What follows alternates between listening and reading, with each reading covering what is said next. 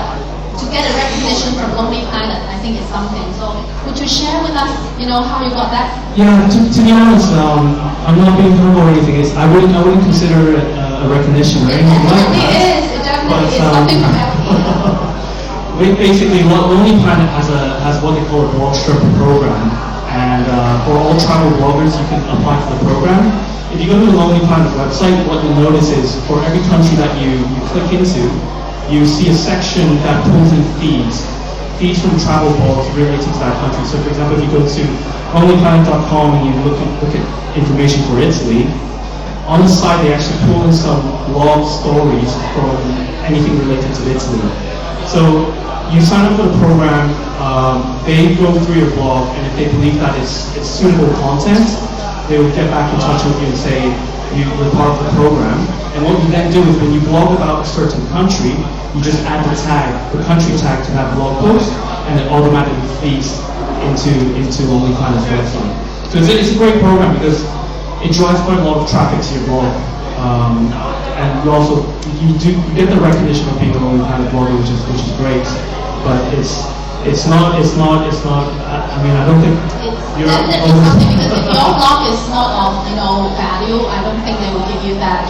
This is a really loving and humble couple. We had the privilege to have lunch with the two of them last week, and they really, oh my God, become the idol of my whole department. We really love them as a very sweet and loving couple, and so humble, with all their really exotic travel. If you have the chance to go through their blog and also the book, you'll see what they have went through and all the challenges, which we'll discuss a little bit because I have been asking them how they apply for visa, what they did because it's a continuous 308 days, which is a very big challenge. How are you going to pack your luggage, right?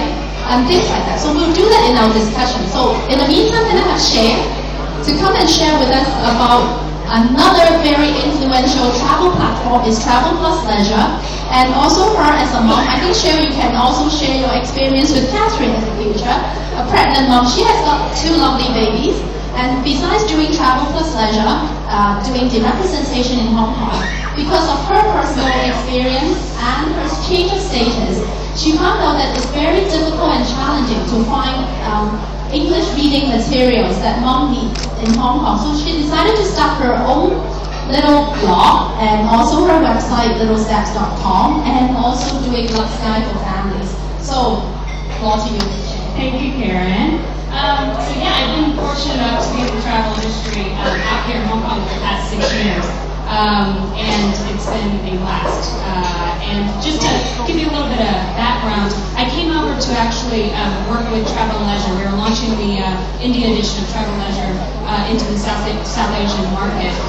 And since then, we launched the Southeast Asia edition, and obviously all the digital platforms that are associated with Travel and Leisure out here in the Asian market. So it's been a fun ride. And as Karen mentioned, when I was about 9 months pregnant with my first, great time to start a new project. I started littlestepsasia.com, which has evolved into quite a project in itself, and we do a lot of focus on travel, primarily because it's a big part of my life as well as my partner's life. And there's a big hole in the market in terms of how to travel with kids in tow. So I'll tell you a little bit about that. But first, just wanted to chat a little bit about Travel and Leisure, Southeast Asia, because that's obviously the publication in this region that we focus on. Travel and Leisure, Southeast Asia, we have basically 3 primary platforms, and then we have a lot of social media platforms around that. We basically have the title in itself, which, as you know, is a very, very strong brand in the market, globally, but also out here in Asia. The reason that we moved into the digital side was primarily because we found that a lot of travelers, like yourselves, were consuming information in a lot of different ways. So the way that the two interact is quite important. Travel and Leisure as a title, when you read it, it's very glossy, it's very glamorous, it inspires you. You might actually pick up the publication thinking that you're planning your next Easter holiday in Bangkok, and then after reading a story on Mongolia, you're off to stay in yurts. It's really all about rewarding yourself, the whole experience. The whole digital side, the online side, We built the website primarily as a platform to balance out with the publication. It's not a site that replicates the magazine. It's actually a site that supports the magazine in a lot of different ways, and it also allows us to interact with the readers of Travel and Leisure, travelers again like yourselves. We found that on the digital front, the website itself is actually, people come to the site not necessarily to get inspired, but they have a mission. They know where they're going. And it's now all about searching, researching, and getting news. They have an idea that they're now going to Bangkok, and now they want to know about the top spas or the best places to stay or some activities that they're looking for. Or they want to know a little bit more about the news. Maybe they need to book. We built in a booking site actually on the site as well, so you can go ahead, call to action, boom, get your whole self sorted for your next holiday. So that's worked really well.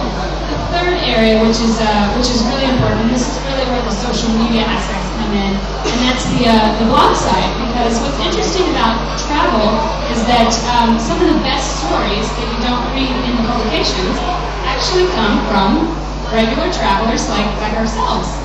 They're the ones that have some of the best recommendations, and if you're connecting with people on a lot of different social media platforms like Facebook, Twitter, you start becoming friends with people that travel like you do. The same goes when we kind of get into little steps as well. Parents want to hear from parents about their stays and where they've gone. So we built out a whole blog. It's a WordPress blog that can reach through the site, and it's where anybody can generate content. And as you know, the power of user-generated content is huge. And for us, we're seeing on the blog that about 80% of the information on the blog is actually from user-generated. We do have our editorial team that's writing it as well. They have a lot of their own personal interests, like cycling, that doesn't necessarily get to fit in every page of Travel and Leisure. So it's also a platform where editors and insiders can actually get involved, but yet still be associated with that Travel and Leisure brand. And that's something that it's important for us to point out as well, because bloggers are such an important part of the Travel and Leisure brand. We really work together in a lot of different ways. Bloggers have their own influence in terms of how many followers they have, how many Twitters followers they have, Facebook feeds. Travel and Leisure has the influence of the brand in itself. So the interaction between the two is really interesting, and it's really important for people planning your trips. It's a great way that you get a well-rounded trip planning tool there. Just a quick, I guess I don't have the little clicker here. But just a quick little blip on how we also work with, thank you, how we work with brands as well. One thing that we found is that it's certainly a platform to work with large brands in the region, and social media is a huge part of that. You'll see here just two quick examples. You have the Four Seasons 12 Lives contest, where we gave away 12 trips where you would actually get to pick which of the 12 resorts you would stay at. You would actually get to pick one of those if you were a winner. So it was interesting for Four Seasons because they were able to engage with their customers, find out a little bit of information on what the customers want. Are they resort people? Are they traveling on a honeymoon? And what kind of place are they picking? So it was a lot of great information that they generated from that. But also it was just straight up two fantastic databases using the channels of Facebook, Twitter, hashtags to really bring up the databases of both parties. Same with Marina Bay Sands. That's just another quick example, but really interesting to see when we do the social media aspects of these campaigns, the skyrocketing that goes on with the website itself. So that's quite interesting. So that's basically just kind of a round out about Travel and Leisure and the strategy there. We are exploring a lot of just different avenues ongoing, including Pinterest, which is great for photos, videos, in terms of the quality level that you can get on that, and of course tagging it straight back to the website, engaging readers on a whole other platform. So we're always looking at those kind of things. So kind of just moving into Little Steps. So Little Steps is is a project that, yeah, like I said, I started with my partner when I was about 9 months pregnant. She was working on a big marketing project.